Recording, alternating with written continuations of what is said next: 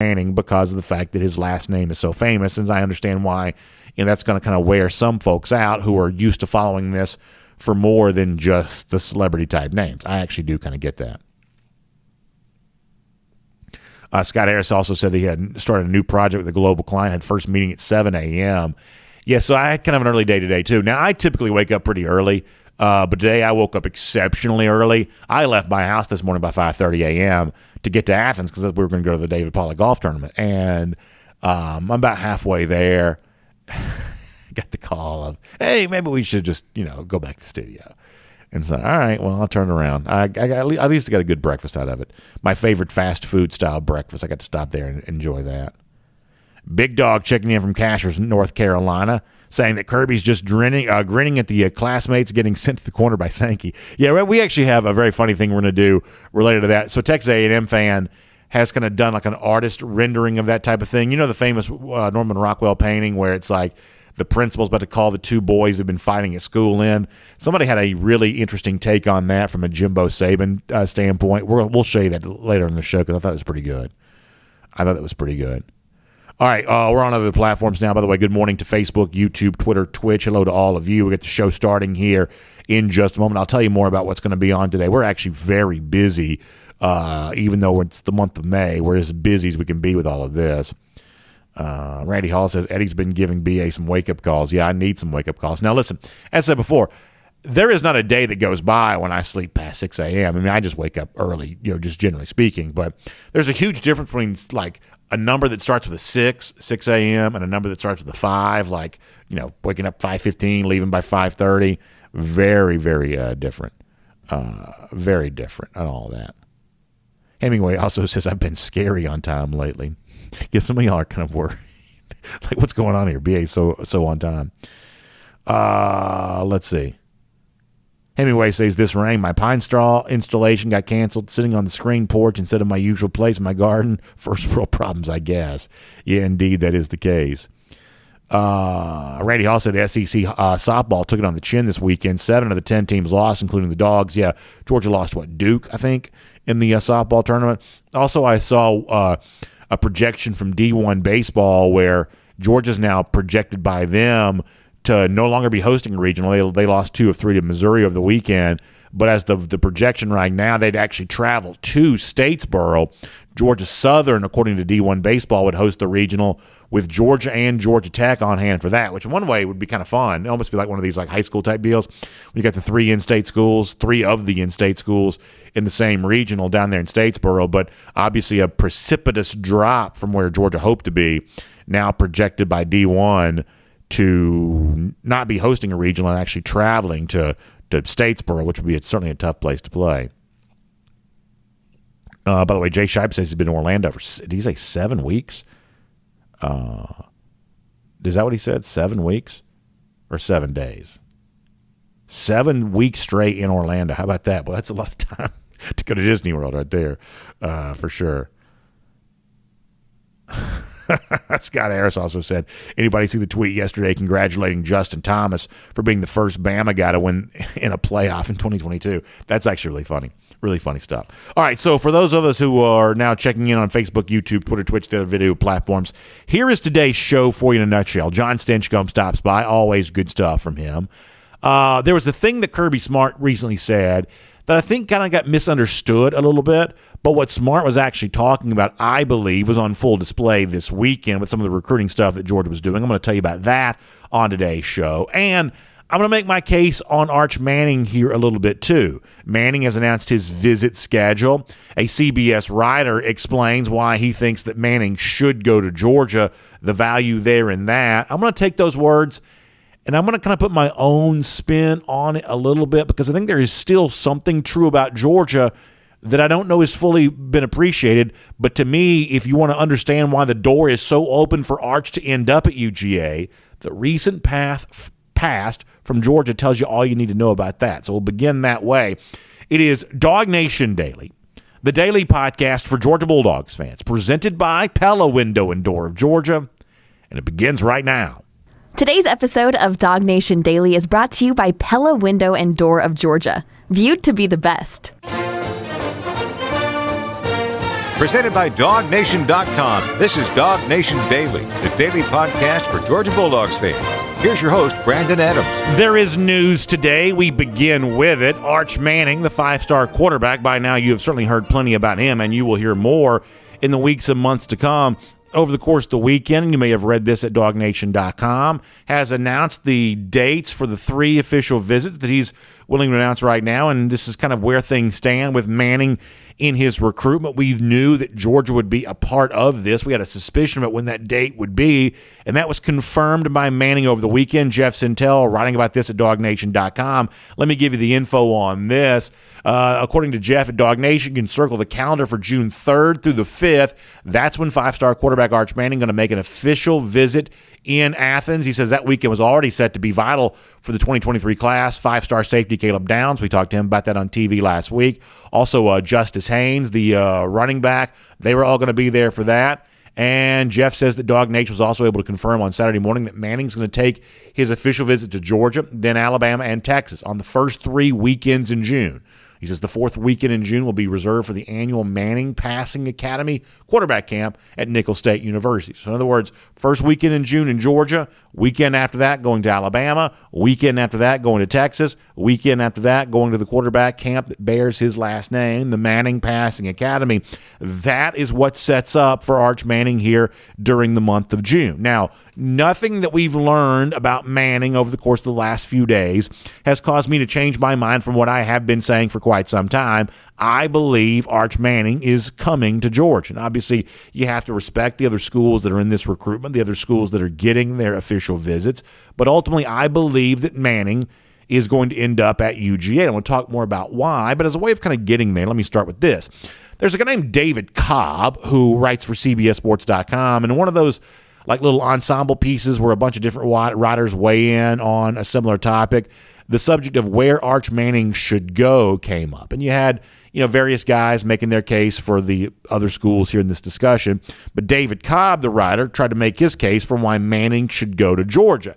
And in doing so, I think he made an interesting statement about what makes Georgia a little different than the other schools in this recruitment. Georgia, for instance, more successful than Texas has been, but in the quarterback situation, less heralded at that spot, at that position than a program like Alabama has been. But in some ways, the unique profile of UGA sets up a scenario for Manning, which the writer at CBS thinks could be exactly what Manning maybe wants and maybe precisely what he needs. Let me read you this from CBSSports.com, why one of their writers thinks that Manning, I guess will, but should choose UGA. He says that he, meaning Arch Manning, would be surrounded by elite talent that would help him reach SEC title games and college ball playoffs. But he can also be a player unlike anything the Bulldogs have seen in over a decade. Now, this is an interesting stat.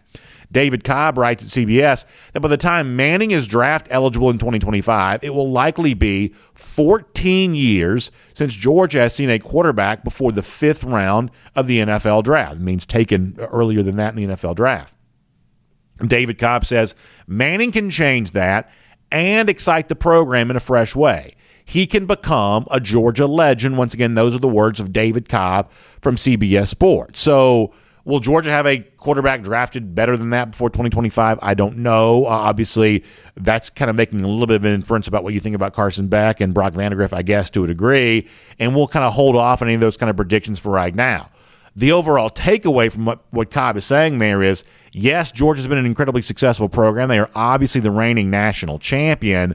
But, man, they really need a quarterback. Haven't dominated the draft, the quarterback position the way they have at other spots. And we've even said that ourselves, right? We've talked about that being kind of the final frontier for UGA. They've just racked up draft win after draft win using elite recruits to do so at virtually every single position. But quarterback's been a little bit of a lag there. So, from one respect, we've kind of already said what David Cobb says there, that Georgia clearly has needed that great quarterback, and Arch Manning could be the guy that sets all that in motion where all of a sudden Georgia starts producing draft picks at the quarterback spot every bit as successfully as it does the other positions there as well. But here's the thing that you intuitively already know, even if you haven't quite articulated it this way. Just because you need something doesn't mean you're going to get something. In fact, in life, doesn't it seem like it works out this way? that the needier you seem, the less likely it is to get what it is that you feel like you want or you feel like you do need. For instance, if you walk up to somebody, whoever you're interested in, and say, hey, I'd like for you to go on a date with me. In fact, I really need you to go on a date with me because I'm desperate for companionship. That kind of courting is not likely to result in the outcome that you want. Or if you're a salesperson, you go on one of these sales calls and like, boy, listen, I really need to make this sale. Otherwise, I'm not quite so sure I can pay my mortgage this month. Once again, that kind of neediness is just a little bit of a turnoff. I'm not sure somebody wants to do business with someone who needs something that bad. You don't want to spend time with someone who kind of, is that needy. Needy people don't typically get the things they need or get the things they want. So for David Cobb to kind of, base his argument on Arch Manning going to Georgia because of how bad Georgia needs Arch Manning, even though it's obviously true that Georgia needs to break through at quarterback the way that it's broken through at other positions, that alone is not enough to get the Arch Manning conversation going. That if Georgia wins with Manning, it won't win with Manning because it needs him. I believe it'll win with Manning because it has earned the right to be in this discussion. And make no mistake about this, Georgia has earned the right to be in the conversation for Arch Manning to a greater degree than it is often given credit for. Now, let me tell you why I was thinking about this. I saw a guy on social media within the last, couple days, whatever, and he spoke up in favor of Manning and UGA. And if you've been paying attention to what this guy has said a lot recently, I think this maybe represents a little bit of an evolution. The guy I'm talking about here is Aaron Murray. Now, obviously, Murray, being a Georgia alumnus, would always like for Arch Manning to come to UGA.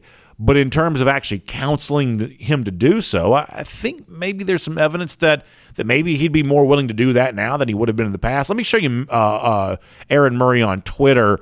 The other day, one of these outlets kind of put out there that quote, I guess it was originally to On3, that Manning had given about liking Athens as a college town, and Aaron Murray saw that, and obviously himself, you would certainly presume, having a pretty good time in Athens during his college years, had something to say about that on Twitter. Let me show you this on the screen here.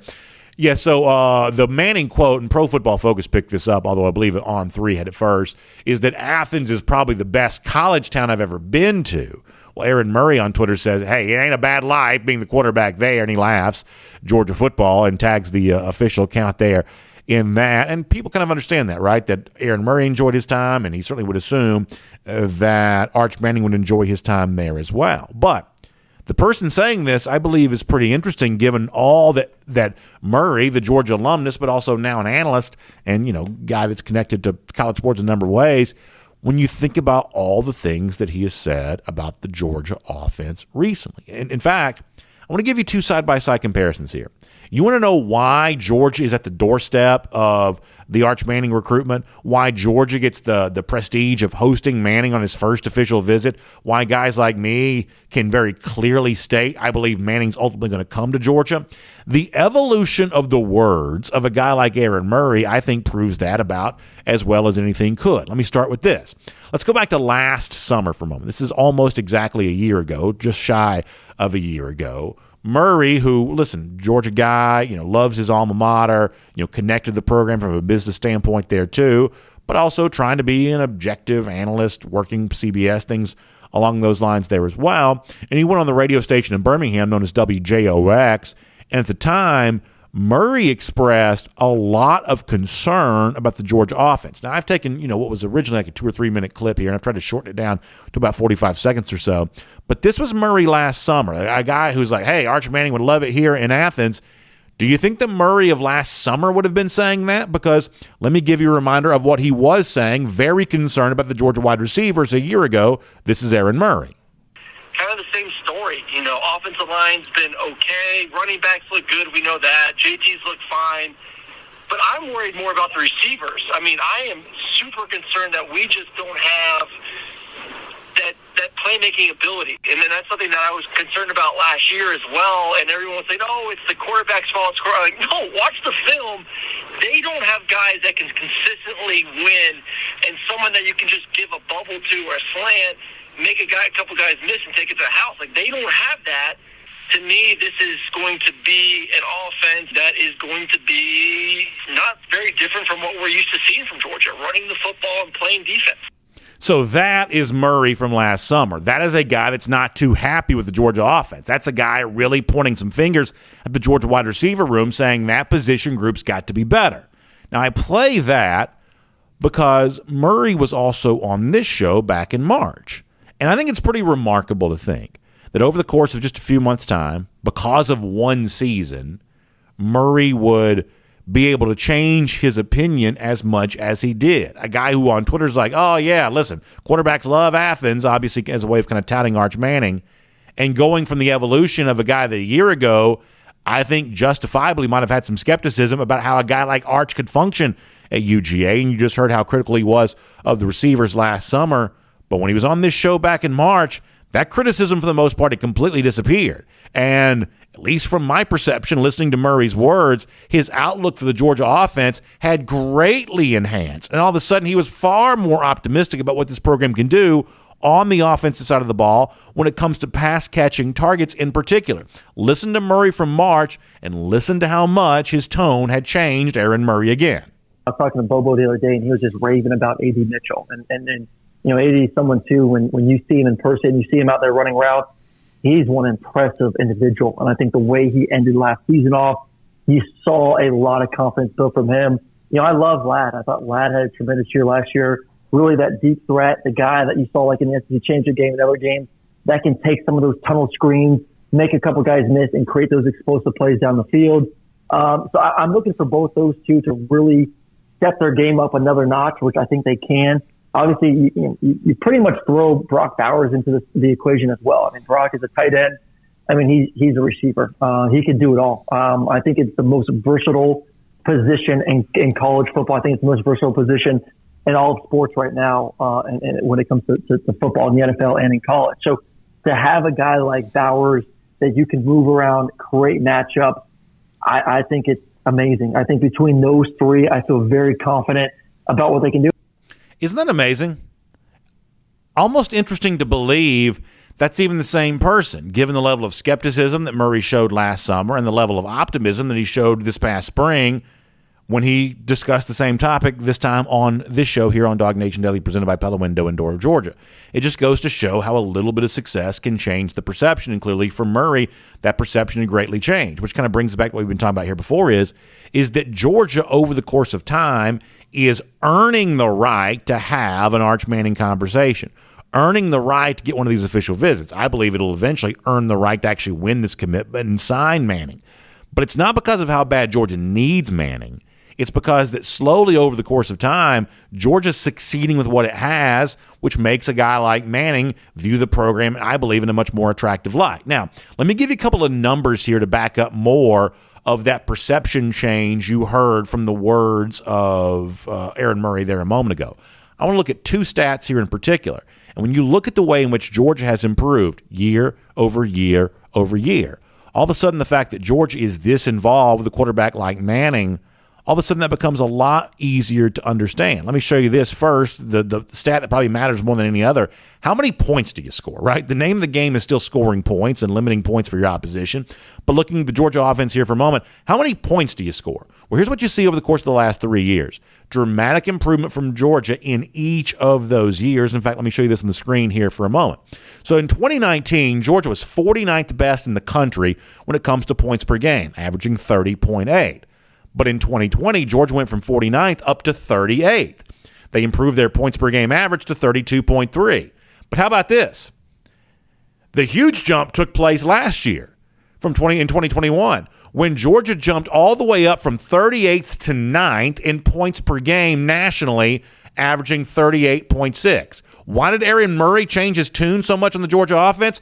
Because they got way better. They went from 38th best in scoring to 9th best in scoring, and they improved their scoring by, just more than a touchdown per game. Yeah, you better believe if you're paying close attention, you will change your tune about the Georgia offense if you see that kind of improvement. Now, let's zero in particular on the thing that Manning would do at Georgia, which is throw the football. One more stat I want to show you here. When it comes to throwing the football, the stat that I believe probably matters more than any other is yards per attempt. Now, why is that? Because yards per attempt is kind of the combination of how explosive your passes are along with how accurate your passes are. In other words, you can dink and dunk your way to a high completion percentage, but that might not mean anything. Or you can throw some touchdowns, but if you're not very accurate on the other throws, that might not also mean as much as you think. But yards per attempt is a pretty good intersection of how accurate you are as a thrower and how explosive those throws were. With that in mind, once again, you're talking about 3 years worth of dramatic improvement for UGA when it comes to a yards per attempt number. Let's show you this on the screen here. Again, this is for the full team over the course of these years in question here. In 2019, Georgia was 63rd in the country in yards per pass attempt at 7.5. Big improvement in Todd Monken's first year of 2020. Georgia goes from 63rd to 30th, and the yards per attempt number that year had moved up to 8.2. How about this? Once again, similar to the scoring stat I gave you a moment ago, in 2021, Georgia jumped all the way up to 9th best in the country in passing yards per attempt at 9.3. Once again, that's an example of why a guy like Aaron Murray, once a skeptic of the Georgia offense, the passing game in particular, almost completely changed his tune over the course of a few months, you have to presume, because the numbers got that much better. So ultimately, you want to make the discussion about why a guy like Arch Manning might choose Georgia, might go down the path of becoming a Georgia legend, might make this his college home. It's not because of how bad Georgia needs him. It's because of the fact that over the course of the last 3 years, Georgia's kind of proving it's doing okay without him. But to get from 9th best to 1st best, maybe you do need that great quarterback to help you take that final step. And maybe a guy like Arch Manning really is attracted to that kind of situation. That Georgia's the reigning national champion. Georgia seemingly got just about everything else in place it could have for a program, now looking to take that next step with a great quarterback. But the step that could allow it to take that is the fact that over the course of these last few years, it has gotten better and better and better. You give Aaron Murray, I should say, you give Todd Monken some of the credit for that. You give the players who've been on the field some of the credit for that. But it is undeniable. The statistical improvement is hard to miss. Arch Manning has pretty clearly noticed that. And when he takes his official visit here into Georgia in the early stages of the month of June, you better believe that'll be a big part of the conversation that takes place.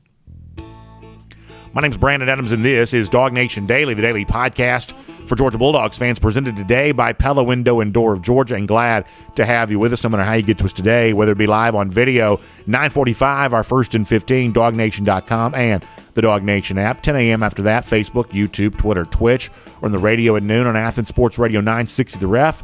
And we're podcast, Apple, Spotify, the Google Play, and the world-famous DawgNation.com. Obviously, posting show every day. I should say the Google players, the Android folks, posting the show at DawgNation.com. The point is, there's like a million different ways to watch, listen to the show. We just hope you'll find one of them that works for you, and we certainly appreciate you doing that.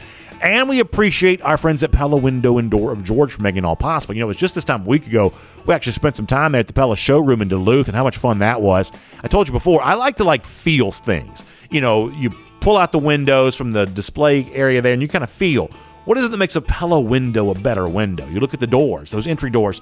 What makes these more energy efficient? What makes them look better? Because after all, if you want to improve the curb appeal of your home, better windows, better doors, I think the best way you can possibly do that. Plus, it keeps the energy where it's supposed to be inside the house. You want to feel good this summer when it's so hot, air conditioning's working overdrive.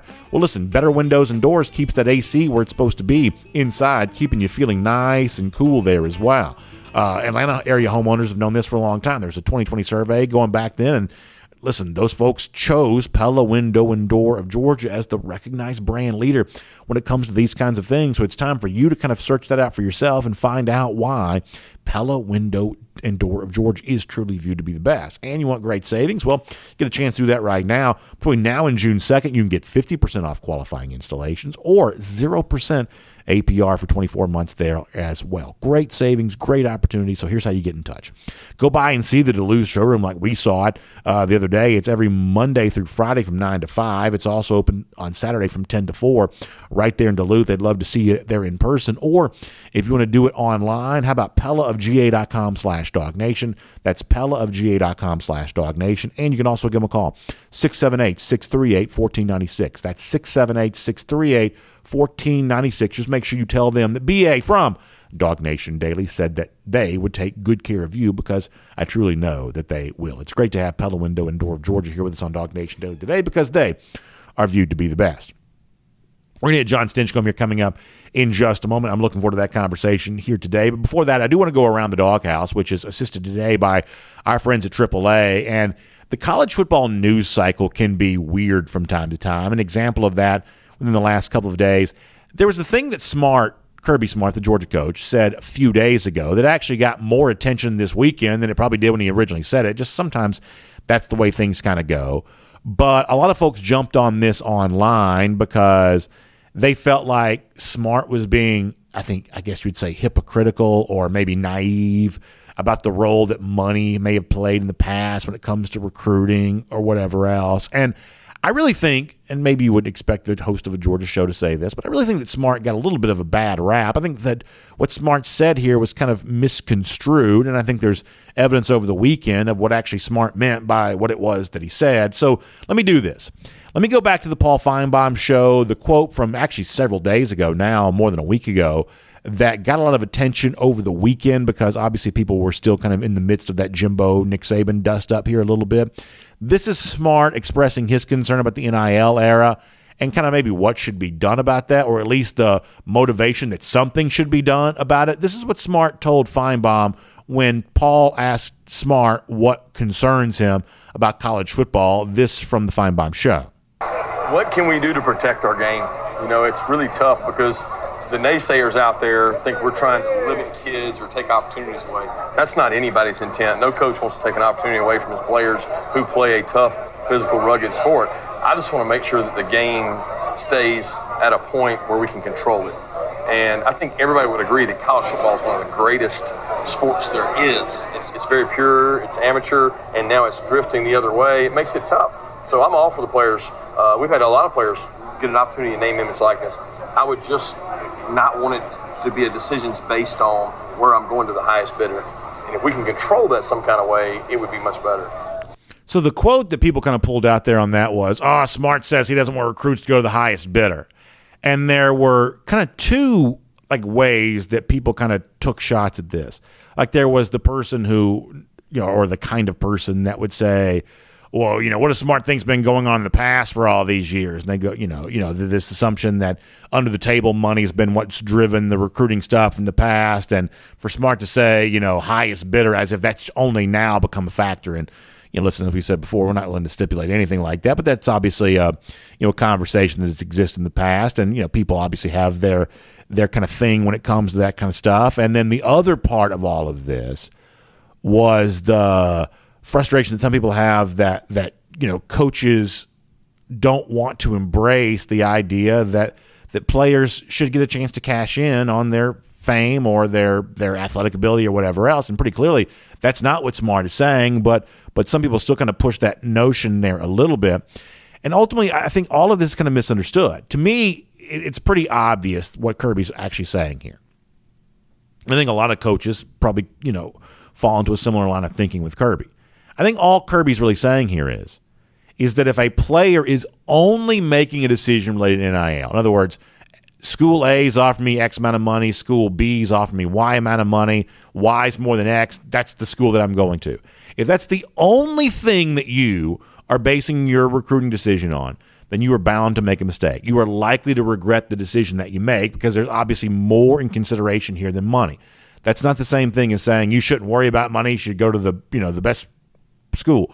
That's not the same thing as saying that. It's saying that in the consideration about what the school that is best for you is, there is more than just money at stake. And this past weekend, I think for Georgia, is the perfect example of that. Smart says, hey, this should be about more than just the highest bidder. And if you're a Georgia fan, the thing I think you should be thankful for is that Georgia pretty clearly offers more than just a high NIL bid. Because if that's all you got, eventually that's going to be found out. I mean, take an example of Jaden Wayne here from the 5-star edge rusher out of the state of Washington. I thought when Jeff Sintel joined us on Friday on DawgNation Daily, presented by Pella Window and Door of Georgia, one of the things that that Jeff pointed out is for a guy like Wayne, presumably who's got all kinds of NIL opportunities, that when he thinks about Georgia, when he's noticed things about Georgia from previous visits, that it's actually more than just that kind of thing that stands out to him. So when Smart says this is going to be about more than just who the highest bidder is, pretty clearly Georgia's trying to put its money where its mouth is when it comes to that kind of stuff. Let me give you Jeff from Friday as an example of that. Huge weekend. It's a scavenger hunt weekend. Usually the scavenger hunt weekend has been pretty good for Georgia.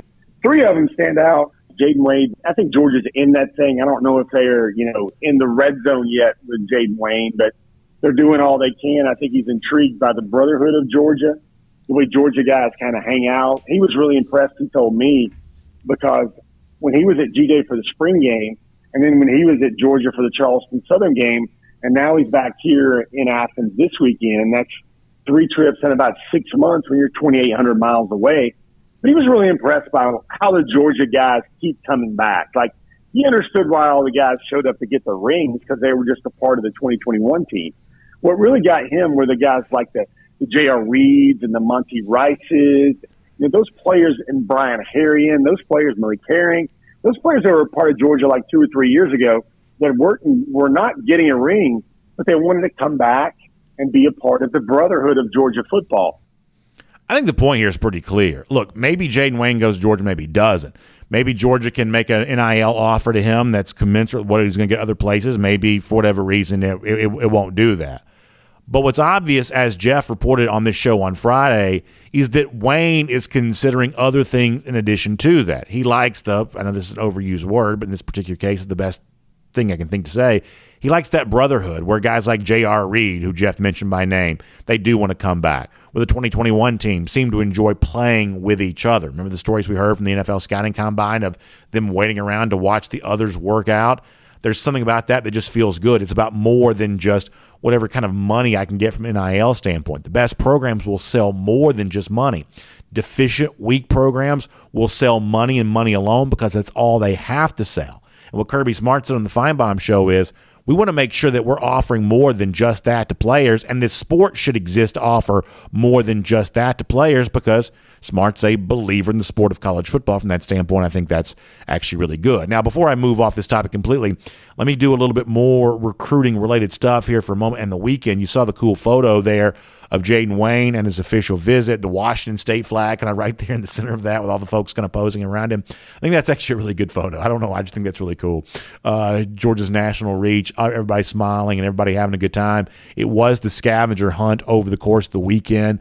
When Jeff was here on Friday, he also previewed more of that in addition to Wayne, some other really big defensive guys who are going to be on hand. Let me give you a little bit more of Jeff about what to expect, and then we'll follow up with what actually happened. This is Jeff Sentell again from Friday. Another name to talk about is you got Deshaun Womack. Now, Deshaun Womack, very interesting guy, defensive lineman, same private school program in Baltimore, Maryland. That was where Jamon Dumas Johnson came from. That's where Don Allen Morissette, I believe, spent at least his freshman season in a high school as well. So you've got a guy coming in there for the defensive line. Georgia's defensive line recruiting should never be any better than it is right now. Then another really interesting name. You're going to like this.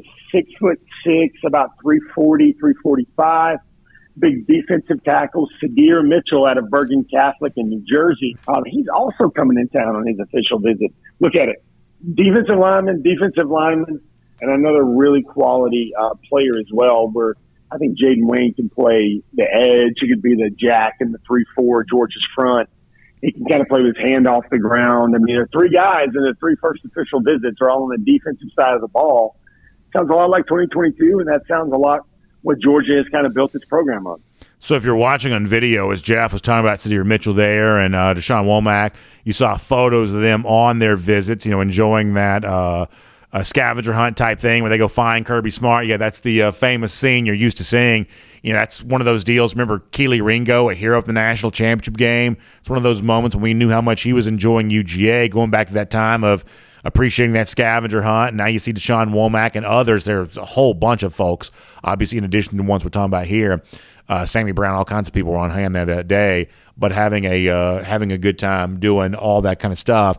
So certainly evidence of that coming up from the scavenger hunt. Good stuff from Jeff Sintel when he was on our show on Friday talking about all of that. But the bottom line here is that Georgia was able to make a big impression on Womack and Mitchell and Jaden Wayne there and a whole host of others too. It's got plenty to sell. Is it selling the NIL stuff? Does Smart believe in that? Pretty clearly in the Feinbaum show, he said, yeah, go out there and get paid, get yours, and find a way to do that. But you better consider more than just your NIL opportunities. Do you have fun on this campus? Do you enjoy all of that? And it seems pretty likely and obviously that Georgia's selling a good bit of that right now, too. That is Around the Doghouse. It's assisted today by our friends at – let me try that one more time. It is assisted today by our friends at AAA. Why is that? Because AAA assists us everywhere we're going. Legendary roadside assistance. I drove halfway to Athens before turning around and coming back to Atlanta here today. That's a lot of time on the road. That means AAA for me. Going with me to make sure if something happens, if I break down, whatever else, or if my family breaks down on the road when I'm not with them, I know AAA is there to help take care of all of us. I appreciate that. AAA also a name to know when it comes to your home insurance there as well. So all kinds of good stuff there on that, including a great new opportunity from AAA known as claim forgiveness. Let me explain to you a little bit how this works. When you make a claim, that first claim that you're going to make with AAA can be forgiven when you're insured with claim-free insurance through AAA for 5 years. So that's a great opportunity to, listen, something happens, you want to use that, but you also, kind of want to, have some protection there on that. That's where the claim-free thing kind of steps in. So you can check out all those benefits and the coverage that's offered at AAA.com/home insurance. That's AAA.com/home insurance. You can also give them a call at 833-718-2075. That's 833-718-2075 to find a branch near you. Now, when I'm telling you about these cool things, it's also giving me a chance to kind of go into my legal disclaimer voice here for moments. Let me do that here before I welcome in John Stinchcomb by saying that coverage is subject to all policy terms, conditions, exclusions, and limitations. Discounts and saving opportunities subject to eligibility requirements, subject to underwriting requirements as well. Insurance underwritten by Member Select Insurance Company and non-affiliated. This is probably more than I'm capable of doing. And non-affiliated insurance companies. Copyright 2022, the Auto Club Group, all rights reserved. So there you go on that. Our folks at AAA bringing Around the Doghouse to us here today. Now, I'm a little late getting to him, and I've kind of jerked him around about what day he'd be on this week, and John just kind of roll with the punches each and every time. So we're certainly appreciative of that. So let's dive into this right now. Everything happening around UGA, the chaotic last few days in college football. Also, is it likely that Arch Manning does truly land here with the Dogs? Let's talk about all that and more on DawgNation Daily, presented by Pella Window and Door of Georgia with John Stinchcomb right now. From Athens and across the SEC or wherever the recruiting trail may lead, here's a DawgNation.com insider. So I say hello to John Stinchcomb here, and happy to have him on the program. And as I told some of our audience before, so we were supposed to be at a golf tournament today with David Pollock. That was going to be a lot of fun. But when we're doing that and doing the show remotely, it's hard to take the phone calls and do the things that we normally do. So I had reached out to John and said, hey, would you mind coming on Tuesday this week instead of Monday because of some logistical issues that we're confronting? And John was more than happy to do that. And then the rains came down, and we decided to pull the plug on doing the show from Athens here today with our friends at the Pollock Family Foundation. So driving back to the studio, checking in with John. Hey, remember when I said you maybe not come on Monday? Well, what did you think about actually coming back to your normal spot here? So either way, John's been good enough to do that with us. So, John, thanks for being here on the program today, and certainly hope that you had a great weekend and are doing well as you head towards the summer here.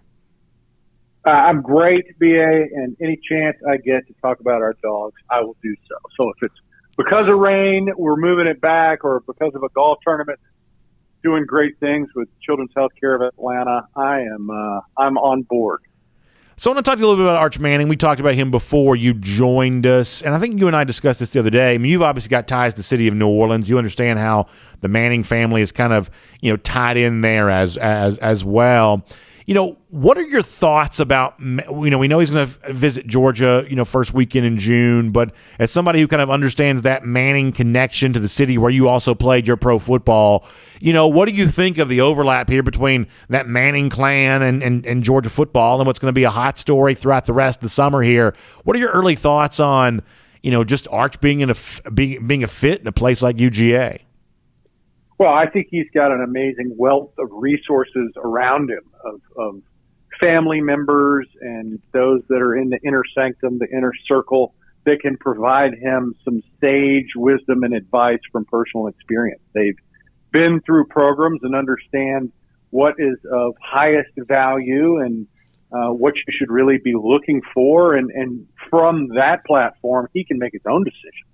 I think you see from Peyton and Eli and even Granddad and Archie of the decisions that they made, and you can kind of lean on their strengths and why they made those choices. And it may not be the exact same school, but what were you looking for? What was really important when you actually got there and you're a part of a program? Was it being a part of a culture? Was it a specific position coach or QB coach in their scenario that made the biggest difference? Is it being surrounded with top level talent? Is in today's day and age, is academics still of importance? Knowing that what you're looking for is a future career in professional football. So all those things are part of it, part of that bigger picture for a guy that is as nationally coveted as Arch is. And I think the big thing for him is just to lean into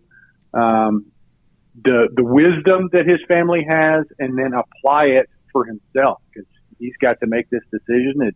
It's his future. It's his decision to make. And knowing that family, I'm not claiming that, we hang out and holiday together, but I've been able to be with most of them at different times throughout our lives. Our paths have crossed a number of different ways, and solid family that fun loving. And I'm sure the culture is equally as important as any of the other decision making factors that he's going to approach. So, it's going to be really fun to watch. I've obviously kept an eye towards it, as most people have, but just because of his family and the history that they've had.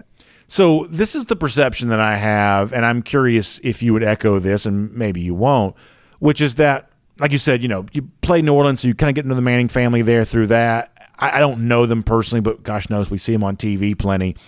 The sense that I have is that somebody like me could sit down at a dinner table and easily talk to them. Whereas, like, by comparison, I don't know that I could do that with Tom Brady. Like, Brady eats this weird diet. He's married to this supermodel.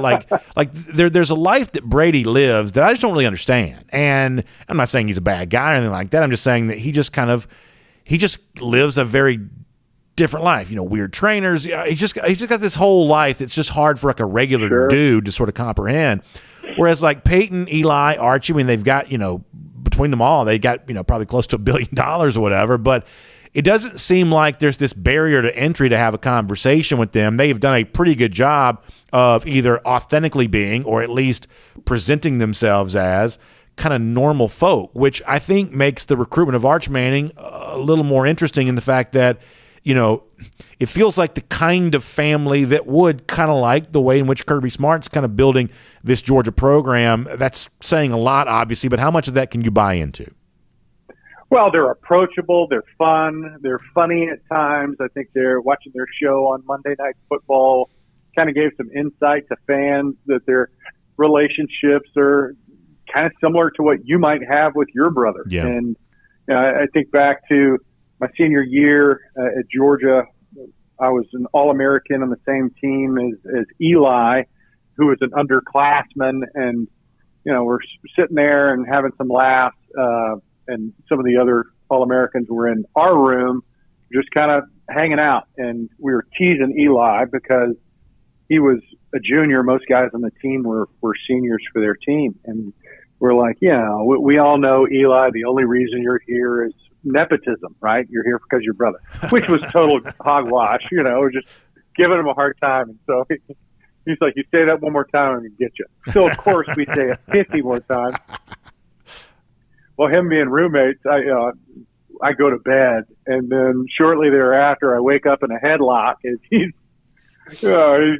giving me the business. Don't say I'm here because of Peyton. But that's the kind of folks they are. It's the approachable, fun, when you get to see them, it makes you feel more comfortable. And I think that's why everyone, in addition to the skills that Arch has on the field and his rating as a recruit, everyone's monitoring because they feel like we know the family. And it's a family that you at least have a respect for or have been intrigued by, or it feels relatable. So it's fun to watch this next generation of Mannings as Arch gets this opportunity to kind of perpetuate and extend this family legacy that we've gotten to know in a much more familiar way than we have with other players and other families that have had success.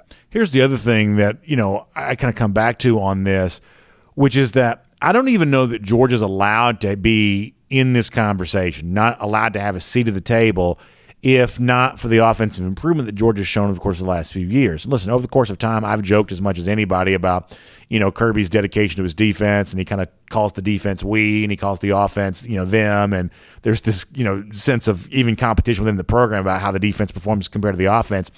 But the truth is that Kirby pretty obviously is just as committed to building a great offense as he has been to building a great defense. I shared some stats before you joined us about year-over-year improvement when it comes to yards per pass attempt, scoring, which is probably the stat that matters more than any other, that there has been a concerted effort to make this a great offense. And it's that commitment to being as good on that side of the ball as Kirby is on his more natural side of the ball that, to me, allows Georgia to be in this discussion. They're not down the road with Arch because this is how bad they need him.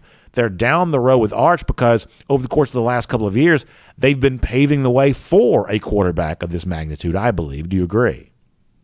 Yes, and it boils down to it's got to be more, right? I mean, it's got to be more than just I'm handing the ball off to great running backs at RBU. And let's factor that into the equation, because that's part of recruiting. When you highlight a position group and say, hey, look at the success we've had, well, that's great when you're recruiting for that specific position. But in other ways, other programs are going to use that against you and say, well, you see, if you don't play this position, then you might not be able to utilize your skill set the way we can. And if you're looking for gaudy numbers, well, heck, you can go out to the any conference, west of Texas, and they'll put up gaudy numbers on a weekly basis. But you won't have that same level of competition. You won't have that same complete package that programs who have elevated themselves, and I certainly would say that Georgia leads the list there. You won't have that same level of competency across the board. And that complete picture will certainly be non-existent for some of the teams, Pacific Northwest, that might be showing some offensive prowess, but against what? And so I think, yes, if you're looking at Georgia, the movement of the needle, Todd Monken obviously gets a lion's share of the credit here of expanding the portfolio of what Georgia's offenses, exhibit on a Saturday. And it's not just, 4 yards in a cloud of dust and old school knock 'em around football, which, Georgia fans have clung to and then we've complained about. It just depends on the conversation. Yeah. But you look at this last year's team and the way that they've evolved, and I think that's reflected in the point total and averages that they've been able to accomplish, and that becomes a really big recruiter. So when you're in the conversation for the top quarterback, it may not be that we're going to throw the ball 55 times a game, but what we do offer you is an overall experience that can make you a better player. You'll have more opportunities for play action pass. You won't be the key individual performer that has to carry the load of this entire team. You're going to be a factor. Obviously, at quarterback, it's a major factor, but we play complete complementary football. And you'll be able to elevate those around you, and those around you are going to be able to elevate you because of the level of play that they're at, the quality of player, and also the system is built, and it's malleable in that we can change due to the personnel that we have, but it's not single player centric. I think we kind of started touching on that subject last time we were on the show, BA, that when talking about the defense, it didn't circle around the same singular player, but it was able to kind of spread that wealth around, which, I see as a major strength on both sides of the ball. I think that's well said. In the last week since you and I have spoken, the college football world got really knocked on its side by the incredible war of words between Nick Saban and Jimbo Fisher. I do this kind of stuff for a living. Frankly, I like this kind of drama. I think it's entertaining. I like the soap opera of college football. But even as someone like me who follows this stuff very closely, I can say I've never seen anything quite like, Saban going in on Jimbo as specifically as he did, and also mentioning, Miami and Deion Sanders and Jackson State too. But then to have Jimbo Fisher, who was mentioned in the original Nick Saban rant, to come back at him as aggressively as he did, this is not par for the course. This was something different than we're used to seeing. What did you make of it all, John? It reminded me of back in the day when MTV had those claymation figures with like death match. Sure, celebrity death match. Yeah, it was the real version in college football. So it was spirited. I think we're all looking forward to maybe they can find a way to get them in the same room in SEC media days, because it's the most pointed we've seen from SEC coaches that aren't named Lane Kiffin in quite some time. So, and even he found a way to get in on the action with his popcorns and his tweets of just like, holy cow, this is actually happening. But, I was listening earlier before I got on of just NIL deals and heard Coach Smart's comments on it. And really what it boils down to is control. And for so long, you knew what you were competing against. You knew what the other teams were selling and what they had. And, you look at facilities and culture and winning and their records and what they've done with their players. And now we've totally changed that dynamic by entering in third parties that are really swinging weight around that some of these major programs, Alabama, Texas A&M, Georgia, they're all trying to figure out how does this fit in the matrix of what we've known. We say it's a good thing, but man, this isn't something that we can control.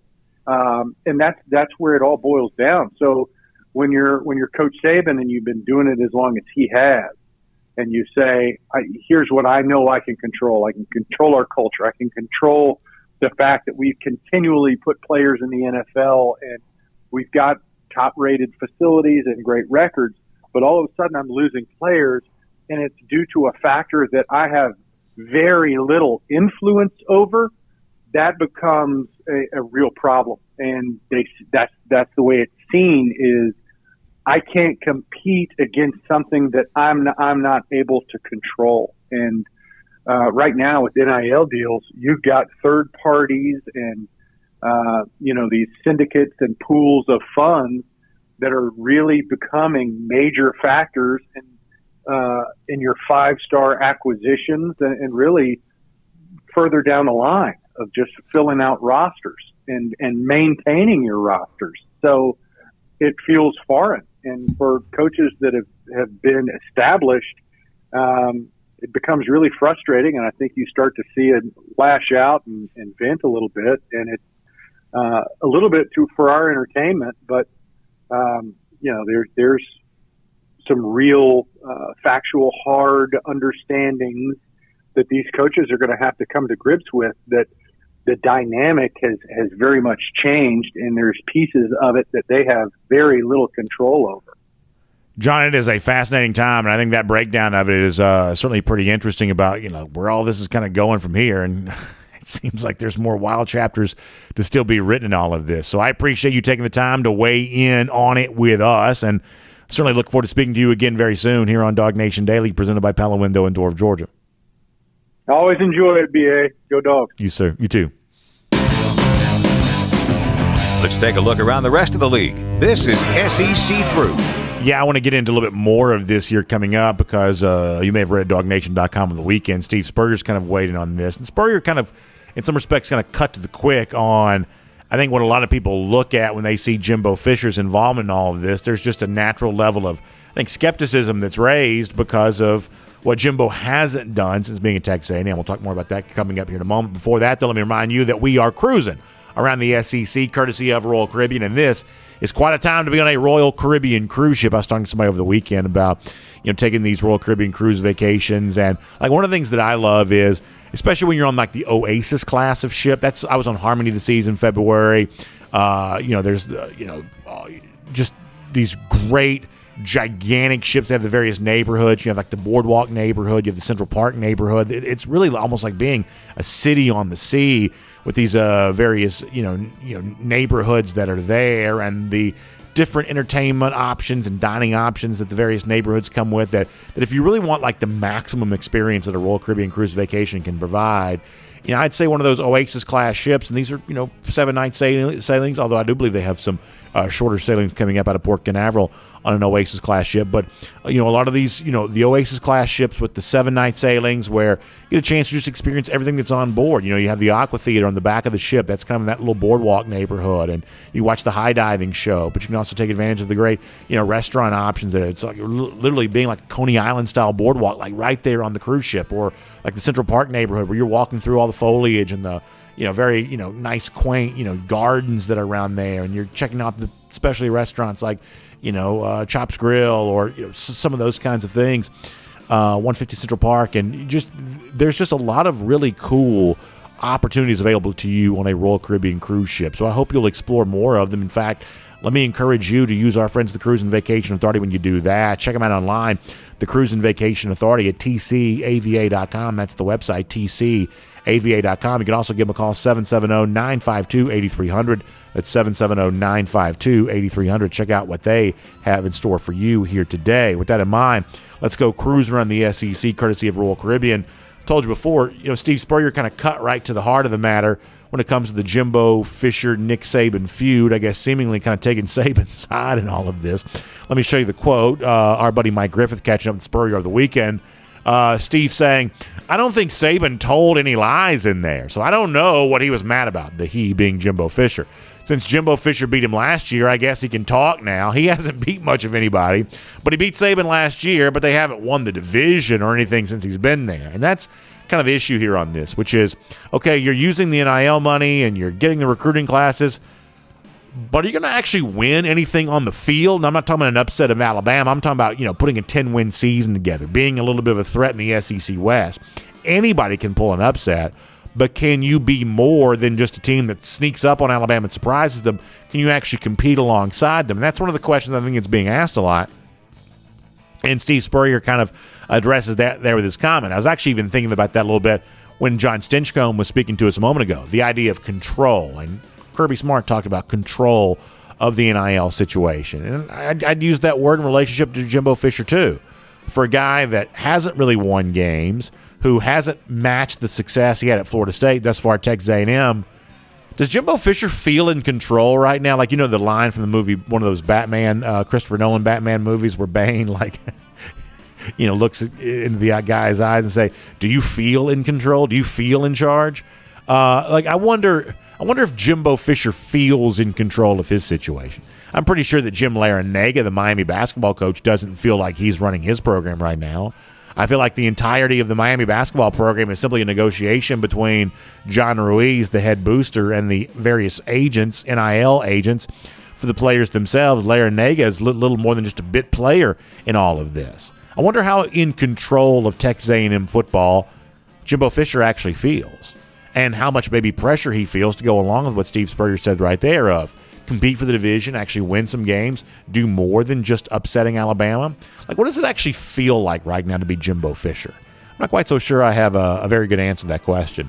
Along those same lines, there's a Texas A&M fan who's apparently a pretty accomplished artist, and he has taken a attempt here at kind of modeling the Fisher-Saban feud like a famous Norman Rockwell painting. Norman Rockwell, the old-time famous American artist here who one of his famous, works of art was like the two boys, like it's kind of like an Americana type thing. That's what Rockwell's kind of famous for, and the two boys were fighting and got sent to the principal, and basically this Texas A&M fan is going to turn that into his own version of that with Saban and Jimbo Fisher. Let me show you this on the screen here for a moment.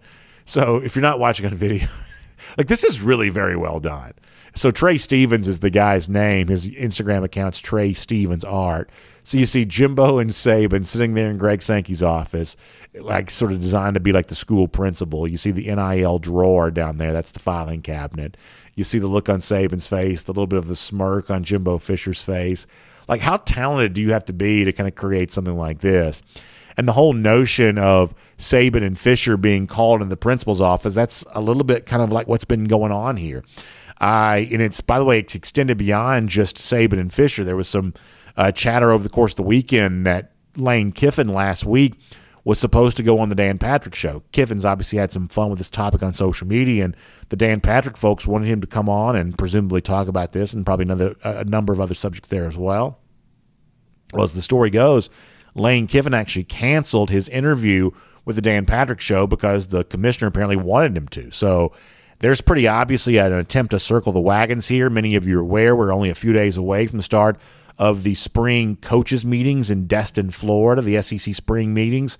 Obviously, Jimbo and Saban will be in the same room, and all those instigators like Lane Kiffin are going to be right there with them. But based on the activity here as of late, you sort of guess this is all just about over. The commissioner right now is not going to tolerate any more rogue commentary, not from Saban, not from Fisher, who literally and figuratively got called into the principal's office, but guys like Lane Kiffin there too.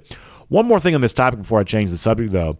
I thought this was interesting. Are you familiar with Ryan Fowler? Ryan's a radio host in Alabama. I go on his show sometimes. He's been on our show over the course of the years.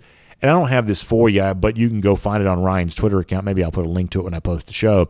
He actually went back and dug deep and found what he says is evidence that maybe Jimbo Fisher is not quite authentic in his hatred for Nick Saban. This is a little bit of a new tune for him. And Ryan got photographic evidence and video evidence of Jimbo Fisher hanging out outside the Alabama locker room at the conclusion of the 2017 national championship game, the one in which Alabama beat Georgia, waiting for more than an hour to congratulate Nick Saban for winning. And what Ryan asked, and I think this is a fair question, of do you wait an hour to speak to somebody that you hate, that you think is despicable, that you think of as a narcissist? And is that the kind of thing that you would do? And I think it's a fair question. He's got video of Jimbo saying very complimentary things about Saban at the time. But my, oh my, maybe how things have changed. Now, which is the true version of the way that Jimbo feels about Saban? Maybe we'll never really know, but it is certainly at least interesting to note that Fowler's got some evidence from Jimbo that at least at one point in time in the past expressed a very different tune about Nick Saban. Now, I'll also say it's not all that unusual for coaches to feel one way about each other at one point and feel very differently at another point. There's a time in which maybe Nick Saban, I should say maybe Kirby Smart, like Dan Mullen, maybe liked each other better than they kind of have in recent years. These things just kind of change over the course of time. So if Jimbo and Saban have had a falling out, they wouldn't be the first group of coaches to do that. Told you we had a lot of recruiting on the show today. I don't think we've paid off on that. Maybe one less than stellar piece of news, although maybe it points the arrow in another direction, is the fact that five-star running back Reuben Owens, Nick Harris, a Rivals reporter, reporting that Owens is not going to take a Georgia official visit. He was supposed to do that middle part of June, not doing that. For now, the only official visits he has, TCU and Louisville. The presumption here is Nick Harris not going, I should say Reuben Owens is not going to either one of those two schools. But for now, Owens not taking that official visit to Georgia. To me, that puts a bigger spotlight and a bigger arrow in the direction of Justice Haynes. That's who Jeff told you over the course of the weekend is also taking his official visit to UGA the same time that Arch Manning is, same time other high-profile figures are. So pretty clearly when it comes to elite running backs for the class of 2023, Georgia definitely heavily involved right now in Justice Haynes, and maybe much less involved in a guy like Reuben Owens. The fact that he cancels his official visit would certainly seem to be an indication of that. One more story I want to get to you here, and obviously at the time we talked a lot about the attempt to oust Brian Harsin as Auburn coach. Boosters did not like Harsin. They felt like they had some ammunition because of his lackluster first season of the job, and There was an attempt on the part of somebody, and we don't exactly know who, but there was the attempt on the part of somebody to cultivate a lot of salacious rumors around Harsin, connected to all kinds of things, as a way of justifying not just moving on from Harsin. They could have done that if they wanted to, but to get out from paying the buyout, which would have been both embarrassing to move on from a coach after 1 year and also kind of expensive there too. Well, the most famous, well-known Auburn booster currently is Jimmy Rain. That's the Yellowwood guy. You see that lumber with like the yellow tag stamped on it. That's what Yellowwood is. Jimmy Rain's a very well-known Auburn booster. He's also on the board of trustees there for the institution. He had his celebrity golf tournament here recently, and the Montgomery Advertiser had a reporter on hand to ask Rain about his role in trying to get Brian Harsin out after 1 year. This is what Jimmy Rain told the Montgomery Advertiser. I'll show you this on the screen and also read you the quote there as well. He says, trustees don't hire and fire football coaches. We hire and fire presidents. So I'm not aware of any role the trustees played in that at all, meaning trying to get rid of Brian Harsin. He says, I think there were questions that the administration had, and Jay Gouge, that's the former Auburn president, is the kind of president that wants facts. He's going to do thorough investigations. And so that's was a providence of the administration, certainly not the trustees. Once again, that's Auburn booster Jimmy Rain, the Yellowwood guy, from the Montgomery Advertiser after his golf tournament. Here's the thing on all of this. My feelings on this really haven't changed. Like, boosters are going to do what they do. They're going to try to get whatever control you allow them to have over a program. And while it seems like we talk more about the Auburn boosters, sometimes we do boosters of other programs. Honestly, I don't know they actually behave all that differently than anybody else would. They've just been given probably a little bit more free reign in a place like Auburn. But ultimately, when it comes to the Brian Harsin situation in particular, listen, I told you before, Brian Harsin's not a good enough coach to be in the SEC. His year on the job at Auburn proves that. And the fact that you moved on from Gus Malzahn to bring in someone who's a lesser coach than Malzahn ought to be embarrassing for a program like Auburn, because it's clearly, I'm not telling you that Malzahn's the greatest coach ever, but it's clearly a step down from a coaching standpoint to go from Malzahn to Harsin. You should be embarrassed about that. But what's worse here is that you had the Auburn program drag out this investigation of Brian Harsin during the offseason in the hopes they could find a way to satisfy the boosters who did want to move on from Harsin. That's pretty clearly what happened, whether that's what Rain admits or not. But in doing so, all of these salacious rumors, and some of y'all know what some of these were, all of these salacious rumors were just, amplified within the internet, the social media stuff, in a way that was unfair to everybody involved, because it was all said and done. I don't know that there was a stitch of any of that was ever proven. And so Auburn folks, administrative level folks, as a way of trying to save some money and save some face, ending up like legitimately harming some people's lives. And it's one thing to say they did that to Brian Harsin. He's a public figure and he's got a lot of money to fall back on. But some of the other folks who got messed up in all this, they're not famous and they're not rich.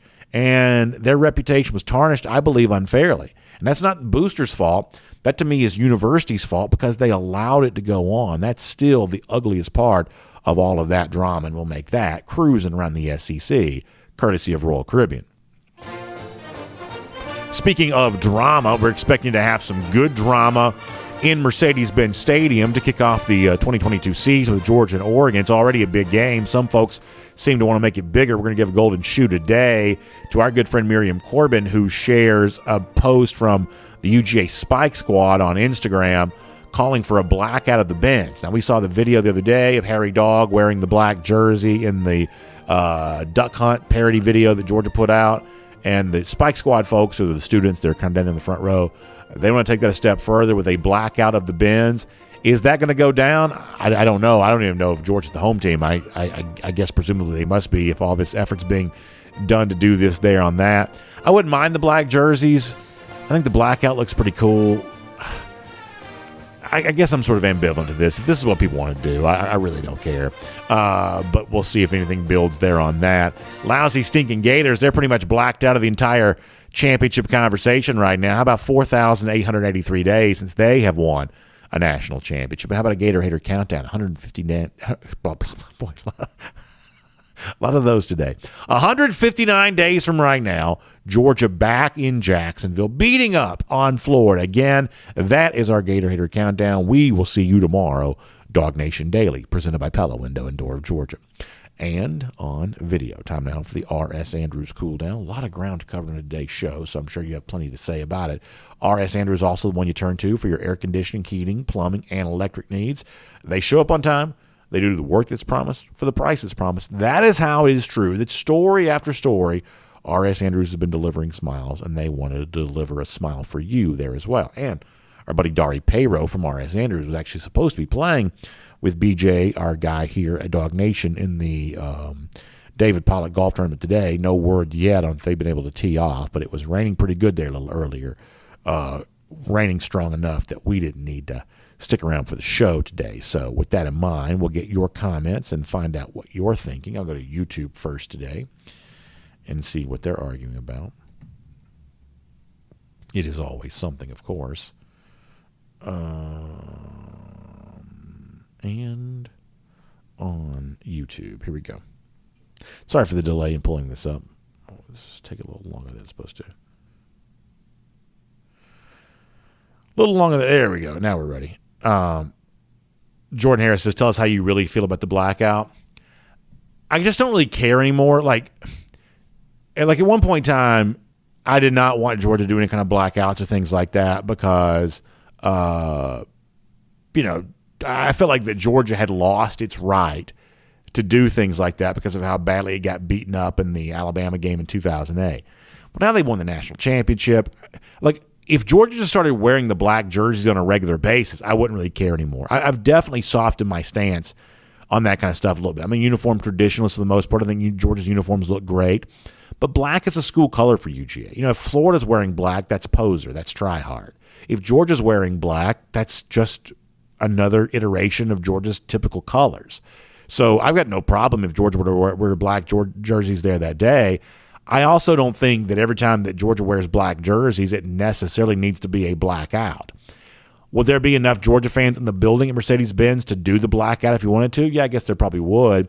And now that you're the reigning national champions, if they want to do that, I'm just sort of fine with that. I don't really have much to say on that anymore. It's not one of those things I'm going to openly tout for. It's also not one of those things I'm going to openly argue against. One thing I will say is, and I can't tell, Michael, are you still back there? Can you throw that Deshaun Womack screen grab up there again? Do we still have that? There's one thing I noticed about Womack's picture from his Georgia visit. Now, I'm also colorblind. No, I'm sorry. Let me Sadir Mitchell, I apologize. Not Womack, but Mitchell. So I'm colorblind. But is Mitchell wearing white pants in that photo? We've seen like the red on red. We've seen the black on black. Am I correct in saying that Mitchell's wearing white on white right there? So maybe another alternate uniform of some kind there at UGA. Those are white pants, right? Am I wrong about that? So there you go. Jay Shipe says Michael Carvel, 5-star producer. No doubt about that, for sure. Amy 1116 says keep the traditional helmet. Yeah, I'm kind of that way on that. Wear the red helmet and any combination of red and black you want to after that, I guess. I mean, my preference would be red jersey, silver breeches, white jersey, silver breeches, although I do like the red breeches too on the road. But I don't feel as strongly about that as I used to. I really don't. Cody Ledoux checking in. Cody, good to see you here today. Jay Shipe says black and red's hard to beat. Yeah, it really is. I mean, just about any kind of combination of it looks pretty good. G. Grace Bama Boy said they should wear all red. Helmet, jersey, mouthpiece, pants, socks, and cleats. So there you go. G. Grace is just jealous because his program doesn't have any alternate uniforms. Amy also says that's definitely not silver breeches. Yeah, I mean, Georgia's current silver breeches are almost faded white as it is, but thank you, Amy, for vouching for me on that. Those are white pants, and I have not seen those on a recruit. Maybe I just haven't noticed. Dennis Kendi checks in to say, my daughter won her first state cheer competition this weekend. Going to be a great to be a dog and awesome. That's great to hear. Great cheerleading performance. Good to hear. That's great, Dennis. My daughter, who's 7, would love nothing more than to one day be a Georgia cheerleader and a great cheerleader herself. So, Dennis, it's great to see your daughter doing that. I go to my daughter's gymnastics sometimes, and I'm telling you right now, on a day in, day out basis, cheerleading's way more dangerous than football is. I'm just telling you right now, it's way more dangerous. Now, you may have more minor injuries in football, but in terms of absolute devastating injuries, I'm the whole time I'm on my daughter's little gymnastics gym that she goes to, and she's only 7, so she's not as heavily involved as some people are. I'm just my heart's in my stomach the entire time I'm there with what some of these girls are doing. It's just crazy. It's like watching professional wrestling or something, watching some of these stunts they're trying to pull off. So it's awesome that she's doing that. It's a great thing. So I know you're a proud pop, and you should be, Dennis. That's great to see. TJ Smith says, my daughter graduated this weekend and starts at the Harvard of the South in Athens in August. TJ, that's great news. That's awesome to hear. Jonathan Aaron says, I misspoke a lot today. Did I have too much long drink last night? No, not too much long drink. If anything, I woke up about 5 a.m. this morning to get over to Athens, so that may have been the deal. That may have been the deal there on that. Cody Ledoux also confirming that's white on white. He also says we never argue on YouTube, and you know that's not true. Scott Harris says, come on, BA, we aren't all fighters.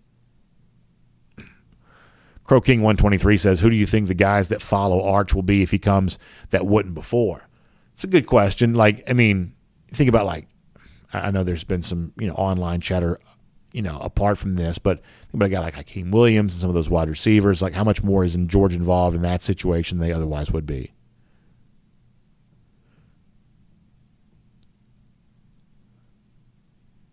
Cineo G says, I don't want the blackout. I'm Cap. I don't see Cineo, that's where you're wrong. I don't care about that anymore. I really don't. If people want to black out the thing, they can. Look, a lot of the things that I maybe would have one time cared about, I just don't care that much about anymore. Georgia's the reigning national champion. So whatever happened against Alabama in 2008 literally is ancient history. It just doesn't matter to me anymore. Now, would I prefer Georgia just wearing the black jerseys without making it a sanctioned blackout? Yeah, just wear them. Just wear them. You don't have to make it a thing. Just wear them. It doesn't have to be any kind of fanfare. Just put them on. However, when the entire stadium is black, it looks cool. It just creates, it's obviously the opposite of the whiteout Penn State, but it just creates kind of an interesting vibe. So there's a part of me that actually kind of likes the image that's created there. I think some of the talk about it's probably, what I don't love. But yeah, I've got no problem if people want to do this, I will wear all black that day. I will. I'll wear black from head to toe. I will participate. Johnny says my Heat got it done in Boston Saturday night. Yeah, it's been an amazing run for Miami. They've completely rebuilt their organization here, and it's pretty impressive. Still can't get over Cineo saying that I'm Cap about the blackout. I don't care about the blackout. D. Scott says UGA is going to blow Oregon's doors off. So I've already predicted. That's the other thing, too, is I'm calling for an Oregon shutout that day. I believe that Georgia keeps the Ducks off the scoreboard. So all black for a shutout, that's not a bad thing. Tennille says Harson's in a tough situation. I bet he dreads going to work. I believe that's probably true. And I think it's going to be hard, given the schedule and everything else, for much differently to be done about that.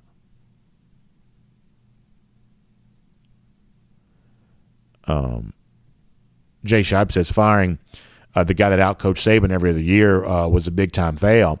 Yeah, I think that, listen, obviously Gus Malzahn's gotten no shortage of, jokes from us over the years, and with good reason. But I believe that Gus Malzahn's a superior coach to Brian Harsin. And I think that Gus Malzahn's about to be in an interesting position, too.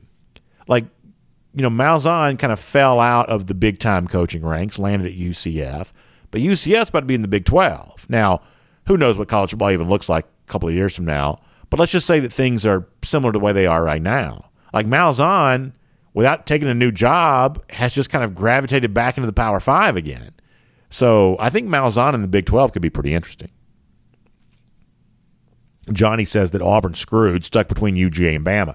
It's very, very tough. Tennessee's a little bit in the same position, but for some reason, I don't know if we just expect more from Auburn or what, but when you are stuck playing Bama and Georgia each and every year, that's really tough. South Carolina's been in a similar spot, stuck playing Georgia and Clemson each and every year.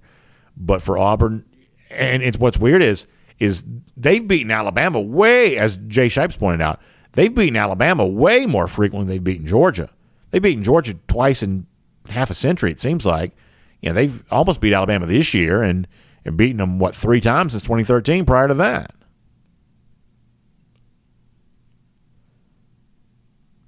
Crow King 123 on the subject of Richard Young. That's the other running back there. I'd obviously like to see Georgia get 2 elite backs, and Justice Haynes probably the one you feel the best about, and maybe that gives you a shot at Richard Young. It seems obvious that the Ruben Owens thing maybe heading the other direction there on that.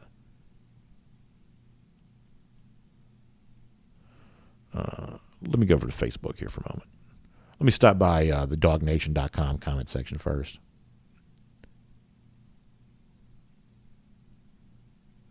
Let's see what else. Diedrich Frazier says that Jaden Wayne also had some white on white in his recruiting picks.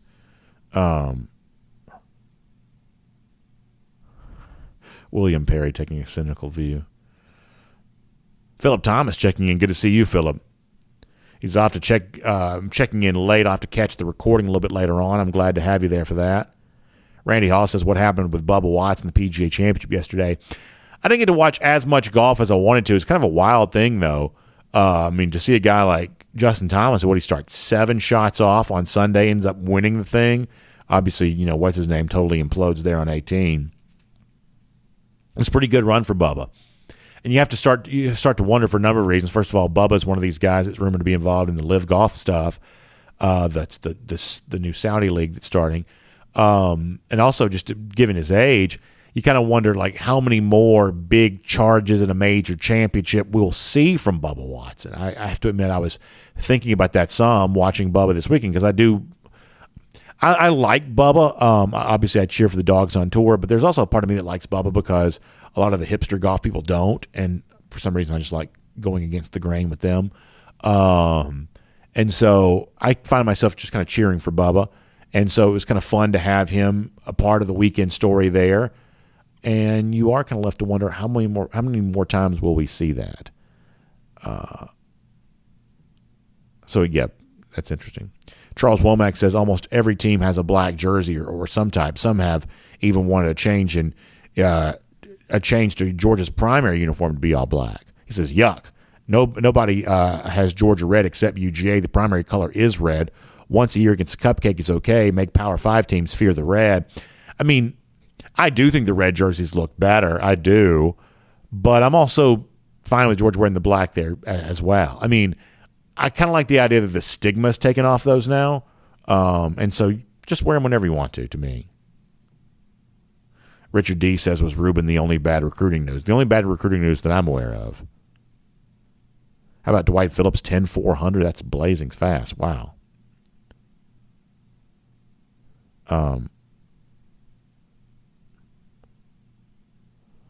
Keith Finney about a cheerleader being dropped. Yeah, listen, that cheerleading stuff, man, that's risky business for sure. Hemingway says the blackout's been such bad luck for us. I never want to see it again. Tiffany Art also pointing out that jersey not in block numbers, which is obviously what Georgia's bringing back right now. That's a good point by Tiffany. Stafford Square Dog says I love the blackouts. Dogs Only also likes the black jerseys with the red pants. See, this is another example of how I've just kind of evolved and softened my stance over the course of the last couple of years. At one point in time, I was like, okay, wear the black jerseys, but I don't want to see Georgia making a bunch of alternate uniforms where all of a sudden now you don't ever know what they're wearing. I like the idea of having traditional red and silver, white and silver, but no all you can add the black for one alternate, but I don't want 8 million combinations. Now I don't even really care about that as much anymore. I really don't. It's sort of fine. I don't think it works for recruiting like people think that it does. I think that's always been exaggerated. Otherwise, Alabama would never get any recruits because they don't do that kind of stuff at all. I think apparel companies like apparel. It's sort of like if you go to a barber, he's going to tell you need a haircut. If you go to Nike, they're going to tell you that you need 12 million different uniforms because they want to sell 12 million different uniforms. But I'm also just sort of fine with it. I wish that Georgia would wear the red pants on the road a little bit more. I like the red, white, red. I didn't like the really wide white stripe in the red pants they wore at Arkansas in 2020. But I'm just sort of fine with pretty much whatever. Let's see.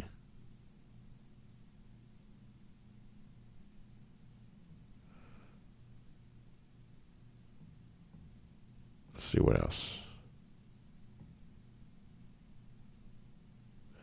Let me get some Facebook stuff here, as promised.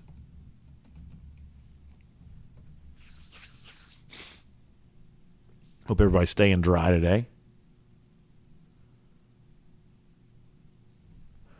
Boy, this is moving slow today. Moving slow today. Pardon me for making you wait. Now we're in here. Here we go.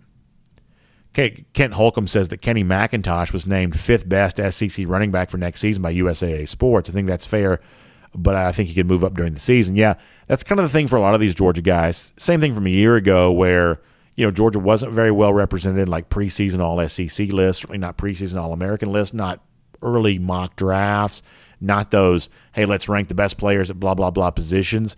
Georgia just didn't really show out in a lot of those preseason lists, but you better believe a bunch of dogs were on those lists by the end of the year, and I think this year's no different. I would say that McIntosh is one of a few Georgia players who probably is best positioned to make a name for himself pretty quickly. I think you're probably right on that. Chris Free says, are you surprised that SEC softball had a bad experience in the tourney? So that's what somebody before the show was saying, that it wasn't just Georgia that lost to Duke. They had a lot of other SEC teams losing as well. Obviously you've come to expect SEC dominance in that sport like a lot of others.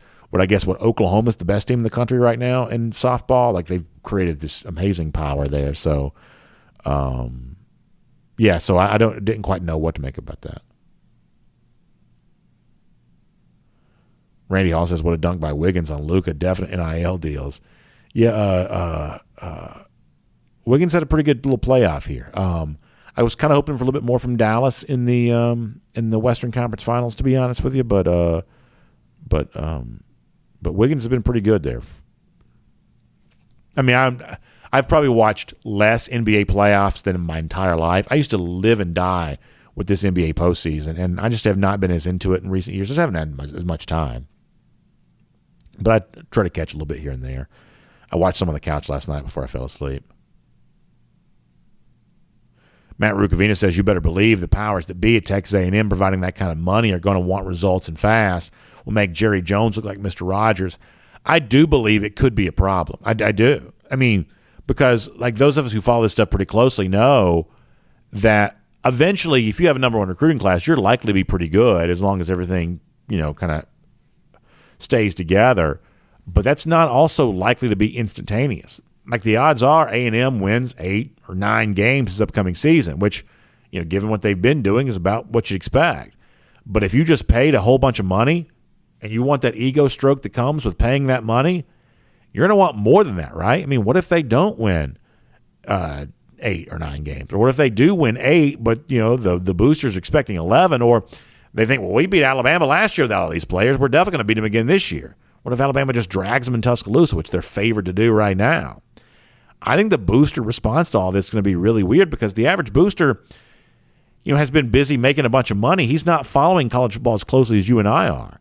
I think that the average booster may have been convinced that winning can come more quickly than it can on the basis of money. And as we said before, listen, obviously money is a big part of sports. We all understand that. But money alone does not produce success. Highest payroll in baseball does not frequently win the World Series, or at least it frequently doesn't. Maybe that's a better way to say that. How many of these NBA super teams ended up not being quite so super, that just using money as a way of, acquiring talent, trying to money whip your opponents, that just does not always work out quite as well as you might think. It's still good to have money, and of course, acquiring talent is still the name of the game, but doing something with it's what matters. And man, that NFL, and some of y'all know I'm a believer in Jimbo as a coach, but that NFL draft performance from A&M this past season really sticks with me. Like Leon O'Neal undrafted, like Georgia seemingly worked pretty hard for a guy like O'Neal at safety, or Jalen Watermeyer, tight end. They built an offense around undrafted. Isaiah Spiller, was he just a 4th round pick? Like a lot of these big guys who came through at A&M supposed to have pretty good pretty good careers, NFL scouts just didn't want anything to do with them. That's tough. That's tricky. That's tough. Eric Ryan Summers says that Arch Manning's going to be visiting Georgia during his birthday. He means the commenter's birthday. So I hope I get to go into town and see him. Maybe a good sign, a great time to be in Athens. That's definitely true. That's definitely true. R. Edward Moore says, how about black on black with a red stripe? Yeah, there you go on that. That's not bad. Miriam Corbin says, I want the real silver breeches back. And like of all the uniform things to me, that's the thing that matters more than anything else. That metallic sheen, that real, true silver. Like the NFL teams have it. Dallas Cowboys have it. But for some reason, Georgia just doesn't have it, and I'll never understand why. I will never understand why. Miriam Corbin also says that my niece was a high school cheerleader. She had all kinds of knee, shoulder, arm, and ankle injuries. It was crazy. Yeah, I mean, I'd be way more worried about my daughter being a cheerleader than I would my son being a football player. Just way more worried. Not that I'm necessarily worried about any of it. I'm just saying that you go to these like gymnastics gyms and watch these cheerleaders do their cheerleading stuff. It's crazy dangerous, or at least it seems like it would be.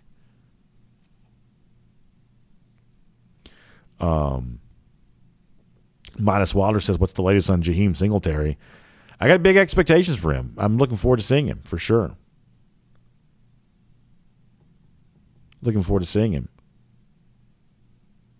Ryan S. Walker says the all-white uniforms will definitely be a cold look going back to the junkyard dogs of the 70s. I think in this case, this is cold meaning good, I believe. I believe I'm hip enough to decipher that. Yeah, I mean, that's not bad. I mean, it's amazing to me like how much more popular like the white look has gotten. I've always felt like white uniforms were a little plain, but it seems like a lot of recruits do like the road white jerseys now. For sure. All right, one tripper in the comment section. We're getting ready to go. Lee Burrows says a tough loss to the Dogs in Durham yesterday. They battled hard, but just ran out of pitching. Need more pitching to take that next step. It was a fun softball season. Congrats to Duke for making their first ever super regional. I didn't know that. How about that? It says Diamond Dogs next up. Let's go. Yeah, so Diamond Dogs dropped 2 of 3. Gave up a ton of runs to Missouri over the weekend.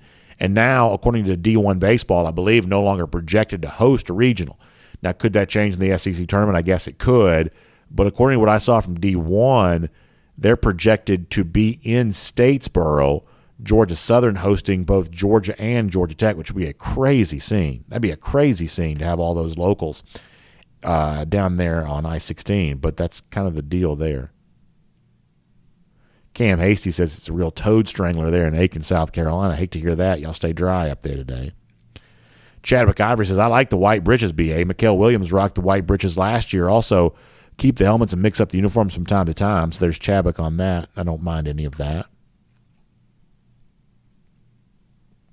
Matt Rukavina also reminding, and by the way, Matt toggling in various comment sections here, that Georgia's only lost 1 game in the black. 1. That's actually a pretty interesting point. I didn't really thought about that, but you're right. It's just the 1 loss, I guess, right? Although they did get dragged in like the black helmets, black pants in the Florida game in 2009. And of all the stuff they've done, to me, that's the worst. Like that game has been kind of lost to time, thankfully, I guess. But of all the bad uniform stuff, the worst uniform thing was wearing the black helmets and the black pants in Florida in 2009 and just getting dribbled like a basketball. Like that was the worst. And nobody ever talks about that. Randy Hall also says that Mississippi State's having its first super regional in softball. I guess that's good news because they're not doing nearly as well in baseball, right? The reigning national champ's not following up on that particularly well.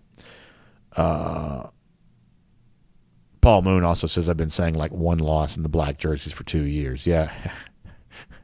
You'd think their record was a lot worse than some people let on like it is. Let's see what else. Tennille says, my teammate had a compound arm fracture during cheerleading practice. I had a bad ankle injury my junior year. Yes, it's serious when taken as a sport. Yeah, I mean, it takes a lot of bravery to do that stuff. My wife was a cheerleader in high school, and she could do all like the back handsprings, like all the way down the basketball court and things like that. I just don't think I could ever do that. Crow King 123 says the baseball team doesn't deserve to host right now. Load of issues. Yeah, it's not been a great season. I mean, it has not been. And it seems like, starting pitching beyond Cannon's been a little bit of a concern, and he's obviously been a little bit banged up. It seems like it's not obviously been a great season. Are they exactly 500 in SEC play? Am I right about that? Yeah. OG Stoney Jackson says, I'd like to see the all red. I mean, I guess at some point in time they'll probably do that, I guess.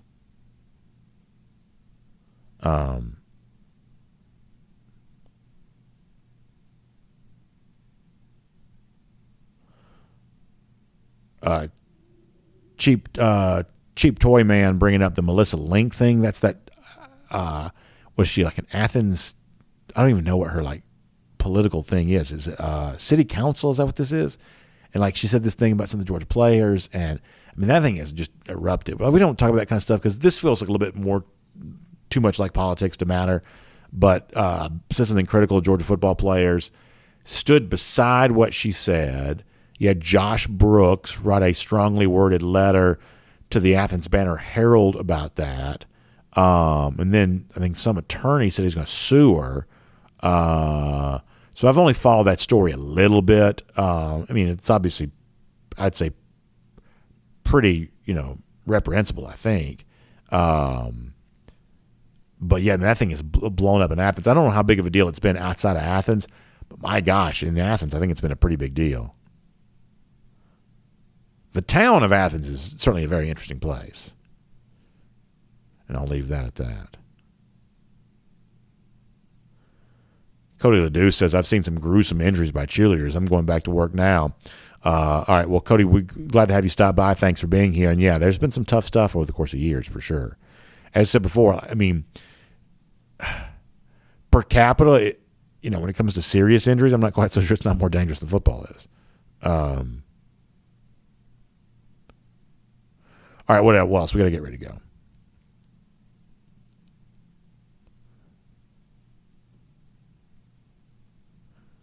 Crow King 123 says Ruben Owens wants to stay in state. That's his home state of Texas and get paid. Yeah, you sort of get the impression that might be what's going on there.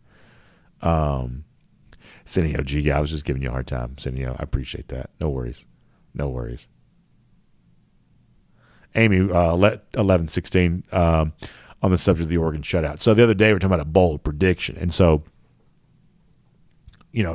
defining a bold prediction is something it's going to be bold to be a bold prediction. That's what that was all about. And we were just kind of doing that in fun the other day. So that's where that came from. Eugene Wallace says, I don't care what uniforms, just beat the hell out of it. There you go. There you go. I like Dan Lanning holding up what he thinks of as the O, but we would think of as the 0. So that we were just having some fun the other day with that. String Gene says the town of Athens hates UGA. It seems like some people in the town certainly do. I don't know about that. Yeah, it's definitely, listen, Athens is beautiful and we love hanging out there. Man, there's a lot of interesting stuff goes on within those city limits, though. I'll say that much.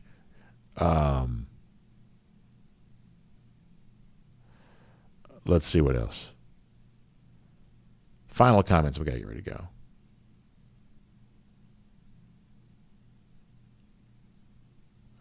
Richard D says about the idea of the Georgia offense getting better. What's the future going to look like? So here's what I believe. I'm having weird internet issues today. So here's what I believe. I believe that Georgia is likely to continue improving offensively. I've said before that Georgia averaged about, 38, 39 points a year ago.